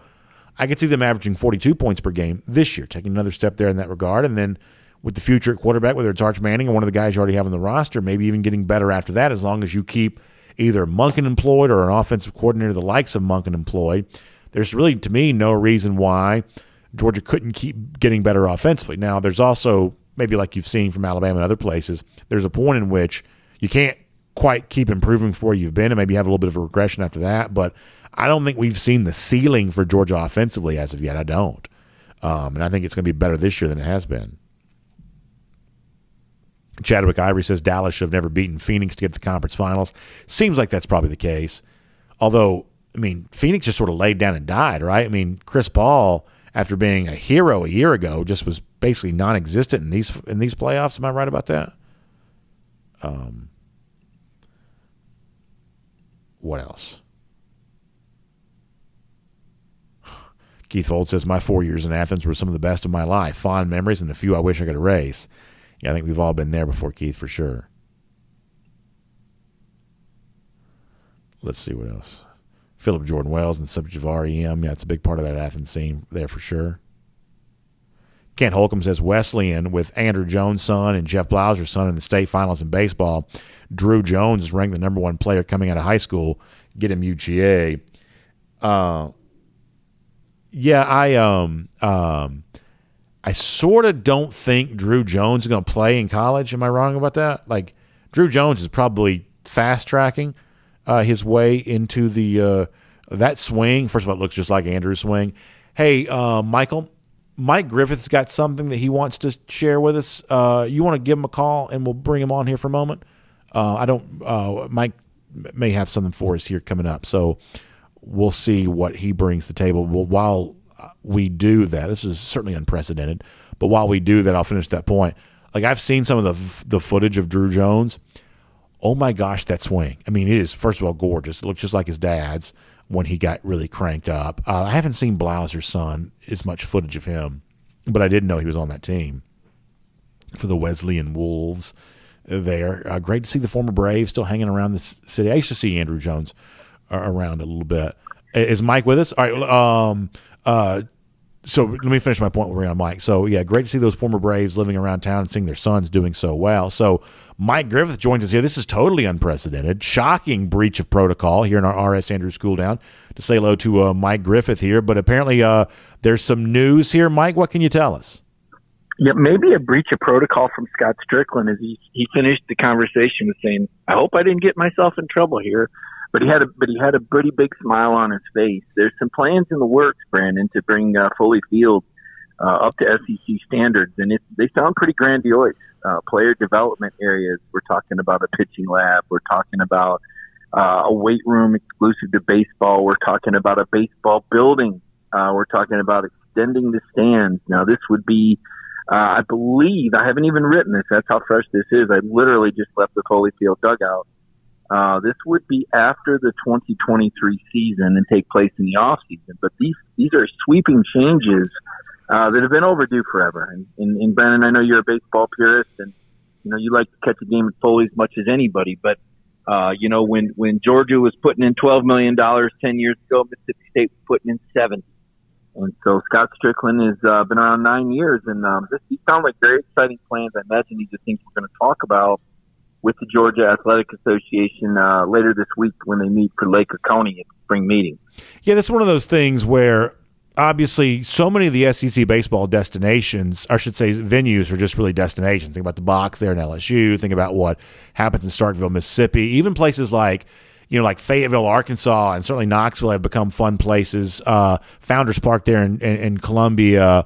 Obviously trying to keep up with that, it's pretty important. I would say that baseball overall doesn't bring in this kind of revenue other sports do, but it's not non-existent either in terms of the SEC footprint there as well. So I think any kind of improvement to baseball, for those of us who like baseball, I'd say that's probably pretty exciting.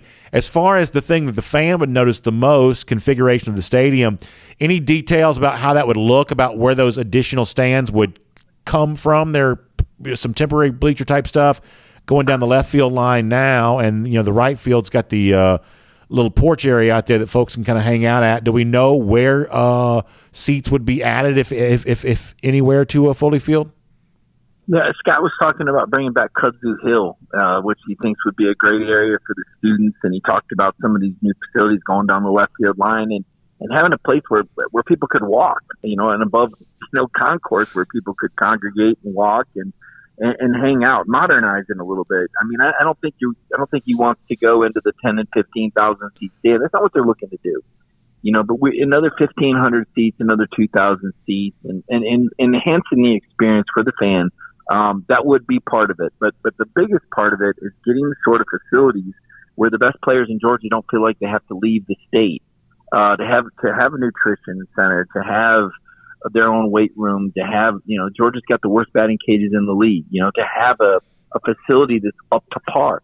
That's why, when you and I have these conversations and say, my goodness, how can Georgia in softball and baseball have the best players and produce so many, and yet they're leaving the state to go other places? Part of that is facilities. Now, the guys that I talked to today, Jack Gowan and Parks Harbor, these are guys that always wanted to be at Georgia. And you're getting those guys that always, you might say, well, those are the guys you want. Well, not if the other guys are better. You can get a guy that's always wanted to be at Georgia, but feels like, daggone though, Vanderbilt's facilities are just so much better, or Mississippi State, you play in front of 12 or 13,000, or you don't have to lose those guys anymore because of your facilities. I think it's somewhat similar to football and what happened. Yeah, I think that's true. One last thing, I guess there's some projections out there now that Georgia may have kind of, at least for the moment, fallen out of the opportunity to host a regional based on losing 2 of 3 to Missouri over the weekend. Kind of a precarious postseason perch that Georgia kind of finds itself standing on as you head towards the SEC tournament. Isn't that fair? Well, yeah, and yet they've got the number 11, RPI in the country and the number 2 strength of schedule, but they've killed themselves to get here. I mean, they lost 3 guys to injuries in the first game, and had that marathon 11-10 win over Missouri, which was big to get to 15 wins. And look, you go 500 in the best league in college baseball. It was a good season for Georgia. The problem is you've lost another starter in the opening game, and your ace, Jonathan Cannon, doesn't look like he's been the same since straining his shoulder. But I'll tell you, baseball is every bit as much a game of attrition as football, BA. And, there's been some great wins. I was fortunate to be up there in Knoxville when they knocked, Georgia, the Tennessee pitching off the mound, number 1 team in the country, and went up there, beat them in Knoxville. But as far as how they sit, they start the SEC tournament tomorrow morning at 9:30, 10:30 Eastern against Bama. And even though your instinct would say, well, geez, you want to win? Realistically, they probably have to win 3 games to host a regional. And I just don't think they've got the arms and the bullpen to do that. A quick exit and some rest back in Athens might be their best shot to get through the regionals into a super.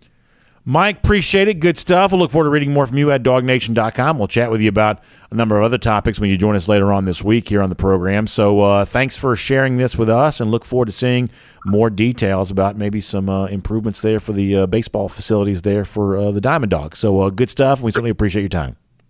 Thanks, BA. All right, so good stuff there from Mike Griffith. A little bit of an impromptu pop-in for him, a chance to break some news related to the baseball team, and you can read more about that online at DawgNation.com coming up. With that said, we got to go. It's darn near noon. We've been on the air for 17 hours, it feels like. All right, so thanks for being here. Check out RS Andrews online, rsandrews.com for your air conditioning, heating, plumbing, and electric needs. They show up on time. They do the work that's promised. The price is promised. Air conditioning units, getting them tuned back to factory fresh specs. It just costs you $99. You can find out more about that today, and we will talk to you then. It is DawgNation Daily, presented by Pella Window and Door of Georgia. We'll see you tomorrow right here, 9:45, 10 a.m. after that. Have a great day, everybody.